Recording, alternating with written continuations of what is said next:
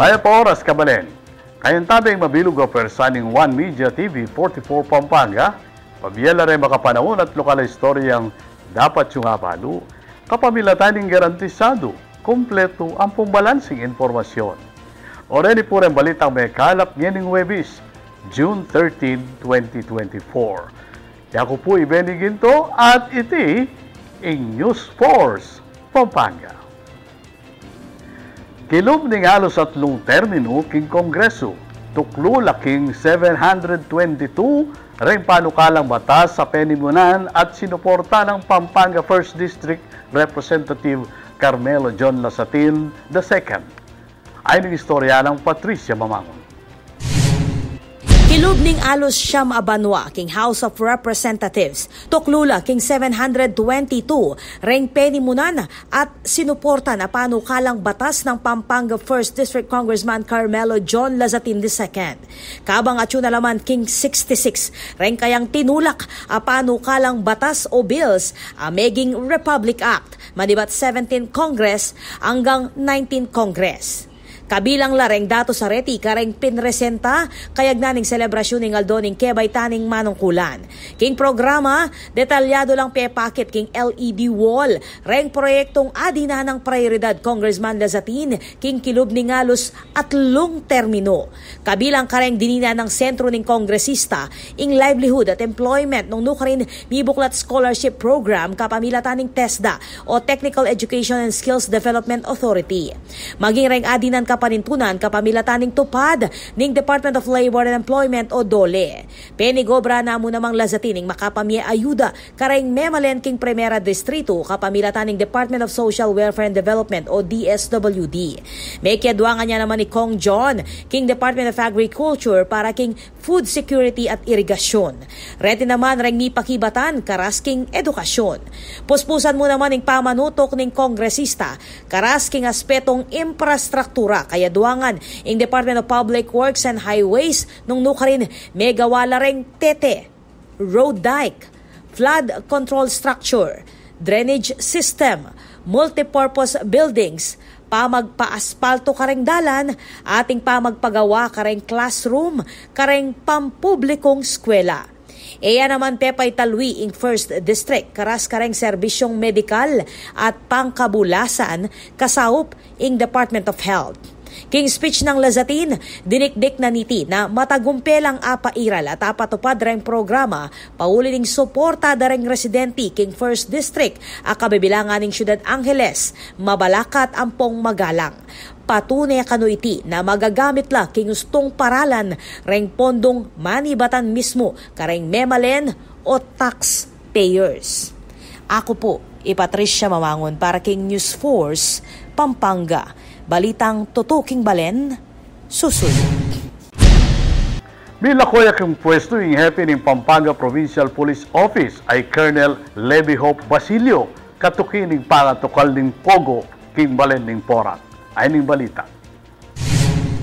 Netanggalya king pwesto Pampanga Provincial Police Office Chief Police Colonel Levy Hope Basilio, katukining pangatukal king 10 hektaryang Pogo o Philippine Offshore Gaming Operation king balen ng Porak. Agpangkang Police Regional Office Central Luzon Director Brigadier General Jose Hidalgo, epektibo ing pangalako kang Basilio inyang June 10, Lunes, bang mamyedalan king pata sa investigasyon katukining raid king Pogo Hub. Inyang June 4, penimunan dereng operatiba ng Criminal Investigation and Detection Group o CIDG, kayabing Presidential Anti-Organized Crime Commission o PAOC, ing raid king Lucky South 99, king bisa ning meto nga search warrant. Tuklula king 186 sa Daywan at Pilipinong Magobra, reng Mesa Coro, ibat king Pogo Complex. Amakadaton, king 10 hektaryang Pibanja, nung nukanila makatalakad reng 46 sa buildings, villa at aliwapang istruktura. Sa lakuyan pamuri ning masiring investigasyon dareng otoridad, king ato kala illegal a negosyo. Ako po, Patricia Mamangon para king News Force Pampanga. Balitang tutuking balen, susuyo.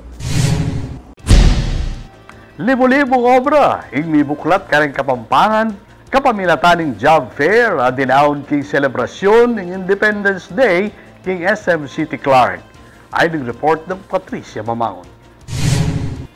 Matagumpay ang pesinayan ng Maragula Job Fair. Agenapan kayagnaning selebrasyon ng Independence Day. Inyang June 12, ketiking SM City Clark. Tuklo, king 5,000 job vacancies ing binuklat para kareng kabalen na maninton obra. Ing programa, penimunanin ng Department of Labor and Employment o DOLE Region 3. Kasanmetong ing provincial government ng Pampanga, kayabe pa reng pribadong sektor. Kapartner yaketi, ing SM City Clark, ameg silbing venue king aktibidad. SM has always believed that when our communities grow, when jobs are generated in city, town, or barangays, everyone wins and everyone flourishes. This is why we encourage all our applicants to explore opportunities with SM, our affiliates and partner companies. And we hope that you find your fitting place with us, whether you are a fresh graduate or seasoned professional looking for a career opportunities. Kerakalan kareng industriya amekya duangan king job fair, reng business process outsourcing o BPO, manufacturing, aviation, tourism at marakal pangaliwa. Peg maragul ng DOLE Regional Director Geraldine Palillo na mas mibaba ing unemployment rate king Central Luzon, ang masalang patunay na epektibo ing gagawa na job fair ng gobyerno at aliwa pang programa kabang darakala naman kanureng mamuhunan. Hindi na natin masasabi na napakalaking problema dahil bumaba naman ito from last month's figure. So ibig sabihin, tuloy-tuloy pa rin ang pagpunta ng mga investors at syempre yung mga oportunidad para sa ating mga manggagawa, gustong maging manggagawa at yung kagagraduate pa lamang na new entrant sa ating labor force. At nakikita naman natin na maraming opportunities, kaya lang tingnan lang natin yung minsan hindi nagmamatch yung skill doon sa available job. So ito ay pinagtutuunan din naman natin ng pansin ngayon at tayo ay merong mga activities, meron tayong mga strategies na siguro sa mga dadating na panahon ay ibabahagi ko rin sa inyong lahat. Nasa 96%. So malaki ang ating employment rate. Hindi na tayo yung, of course, the pandemic level, unti-unti na nating nakukuha yung pre-pandemic level. Samantala, bayo binuklating job fair, may kisan metong ng SM City Clark, king selebrasyon ng Independence Day, kapamilatan ng flag raising ceremony. Ako po, Patricia Mamangon para King News Force, Pampanga. Balitang tutuking balen, susuyo. At ito mga paling balita king pamagbalik ng News Force, Pampanga.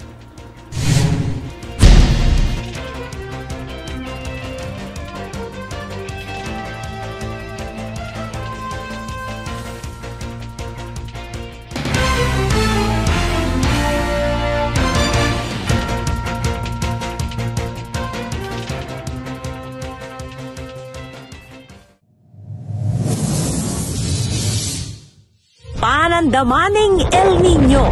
Kuntoro papali o mitatasing temperatura, daragul mo naman ing pamangailangan king kuryente. King daragula demand king kuryente asang kaning paning pamangamit kareng appliances kalupaning aircon, freezer at refrigerator. Asahan tamo naman na siguradong tuki ing kimot ning presyo ning kuryente amani batan king wholesale electricity spot market. Inya naman papaganakan ning Sfelapco kareng hanggang consumers ing paniguradong pamagbayo ning konsumo at presyo ning kuryente balang kilowatt hour. Manatiling makayantabe king kaya kaming Facebook page para kareng latest advisory. Beto nga paganaka, ibat king Sfelapco.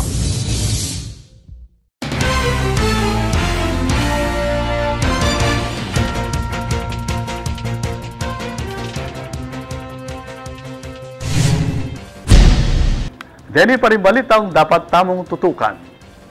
Meto nga art exhibit agawa na rin mitatang at kapampangan artist ing binuklat king Milan, Italy. Kayagnaning selebrasyon ng Independence Day king Pilipinas. Ay ng istorya ng Patricia Mamangon. Kayagnaning selebrasyon ng Philippine Independence Day king konsulado ng Pilipinas king Milan, Italy, meto nga art exhibit ing binuklat, kapamilatan dareng obrang iskultura at paintings, ibat king Betis Guagua. Kasan meto ngayong kabalen ay Consul General Elmer Cato, king pamamuklat ning suli ning Betis, o ing art exhibit dari ecclesiastical artist Willie Layog, ating anak kay Joseph Andre o mas kilala king Lagyong Totek.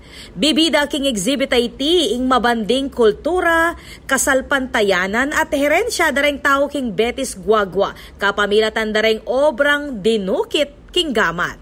Manual ay Consul General Cato na magsilbilang inspirasyon reng obrang makadisplay keti para kareng Pilipinong manoknangan king Italia. Positibo yan naman ni Cato na marakaladaywan ning mika interes king turismo ning Pilipinas, kapamilatan dareng artworks keti. Makabuklat yung art exhibit dareng mitatangalayog king Philippine Consulate General king Milan, Italy, hangga king June 27. Ako po, Patricia Mamangon para King News Force, Pampanga. Balitang tutuking balen, susuyo.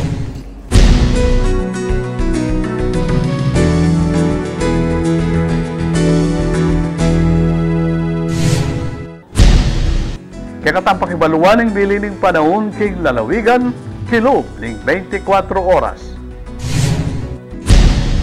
King latest satellite image ting Pag-asa, easterly so angin manibatan king Pacific Ocean, ing mamapekto king mabilog ka bansa amag dalang pamanuran king gat panapo ng gangbengi. King parte naman ing Central at Northern Luzon, asahan ing mapali pamuring panahon, nengugto ang ganggat panapon pero makaranas pamuring kalat-kalat a pamanuran. Ala naman na monitor LPA o bagyo king Kilob at Kilwal ning Philippine Area of Responsibility.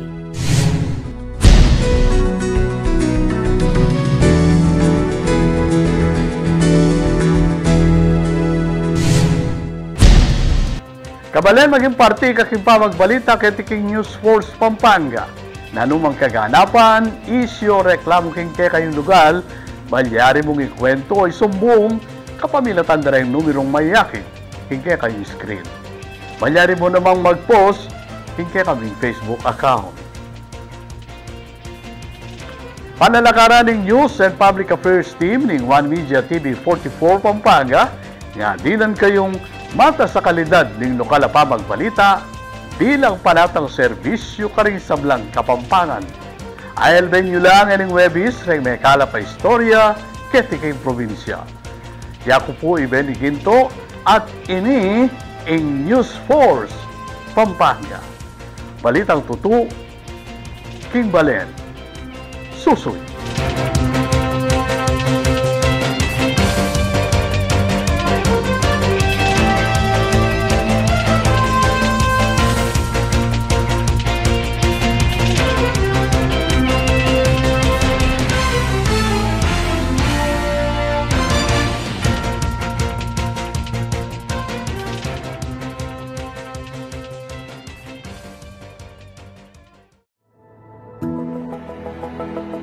Bilang nagkakaisang pagsisikap na harapin ang patuloy na problema ng mababang pressure ng tubig at kakulangan ng supply ng tubig sa ilang bahagi ng ating syudad, ang lokal na pamahalaan po sa pamamagitan ng inyong lingkod, Mayor Vilma Balia Caluwag, kasama ang mga pangunahing leader mula sa City of San Fernando Water District at Prime Water Infrastructure Corporation ay nagsagawa ng mahalagang pagpupulong.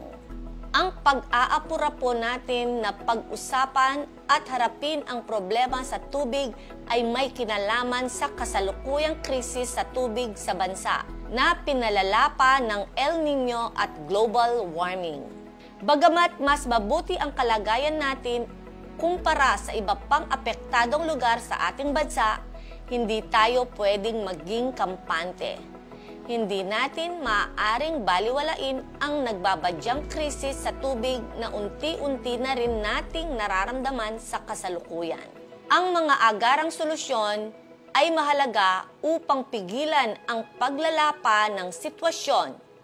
Masinsinang tinalakay namin ang septage treatment plant, isang mahalagang aspeto sa pagpapanatili ng sanitasyon at kalusugan ng publiko. Natutuwa po tayo sa ipinakitang malasakit ng CSFWD na handang kumilos upang tugunan ang mga hamong ito. Ang atin pong inaasahan mula sa Prime Water ay malinaw at maliwanag pa sa sikat ng araw. Sinabi natin sa kanila na tuparin nila ang kanilang pangako at aktibong pakikipagtulungan sa pagpapatupad ng mga kinailangang estratehiya upang palakasin ang pressure ng tubig at palawakin ang source o pinagkukunan ng supply ng tubig. Ang kanilang kooperasyon ay atin inaasahan sa lalong madaling panahon. Sinusuportahan po natin ang hakbang ng CSFWD na repasuhin ang JVA o Joint Venture Agreement nila sa Prime Water. Mahalaga na ang lahat ng stipulasyon, kabilang na ang mga tungkol sa pre-termination dahil sa hindi pagtupad sa kasunduan, ay matugunan ng Prime Water. Ang pagtitiyak na ito ay dapat nilang ipatupad ng walang pasubali sapagkat ito ay kanilang moral at sibikong tungkulin sa mga mamamayan ng siyudad ng San Fernando. Ang pagdalo ng mga opisyales ng CSFWD, ang Vice-Presidente para sa operasyon ng PWIC at ilang department heads ng LGU sa pagpupulong ay nagpapatibay sa pagkilala sa bigat ng aming tungkulin sa bayan at sa nagkakaisang misyon na maglingkod sa mga Fernandinos. Hinihikayat ko ang bawat sektor at residente na aktibong lumahok sa mga hakbang sa pagtitipid ng tubig sa gitna ng pagpapatupad ng komprehensibong hakbang kasama ang CSFWD at PWIC mula sa water conservation hanggang sa mga hakbang upang palawakin ang ating mga pinagkukunan ng tubig at pagsasaayos ng mga network sa distribusyon ng tubig. Ang kagalingan ng ating komunidad at ang responsableng pangangasiwa sa tubig na isa sa ating mahalagang yaman para sa mga susunod na henerasyon ay nananatiling isa sa pinakamataas na prioridad ng inyong lingkod. Bilang panghuling mensahe natin para sa lahat, kung tayo ay may pagkakaisa, sama-samang kikilos, may kumpiyansa ako na malalampasan natin ang mga pagsubok na ito. Magkakasama nating itaguyod ang isang mas matatag at estableng supply ng tubig para sa San Fernando. Maraming salamat po. Vilma Balia Kaluwag po, Alkalde ng Lungsod ng San Fernando.